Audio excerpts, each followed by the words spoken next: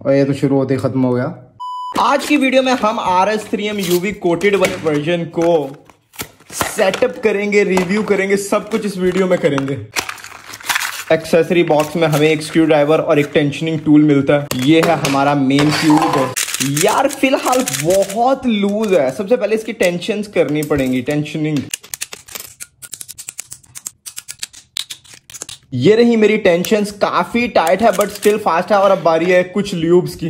Angstrom Gravitas इसको slow बनाएगा, ये बहुत फास्ट है यार। अब बारी है एंगस्ट्रॉम डिग्निटास की, ये बहुत ब्लश फीलिंग देगा यार। और अब बारी है DNM 37 की, जो इसको भाई बहुत फास्ट करेगा क्योंकि ये अभी बहुत स्लो हो चुका है। और अब ब्रेक इन।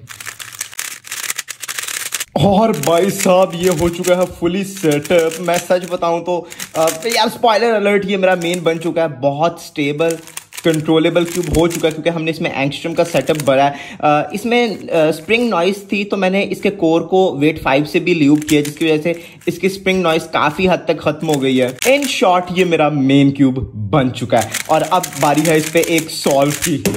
लो भाई स्टार्ट करते हैं सॉल्व को। और ये तो शुरू होते ही खत्म हो गया। 4.6 यार ये लेजेंडरी क्यूब है और आई थिंक ये बहुत सौ का मेन होने वाला है। सब्सक्राइब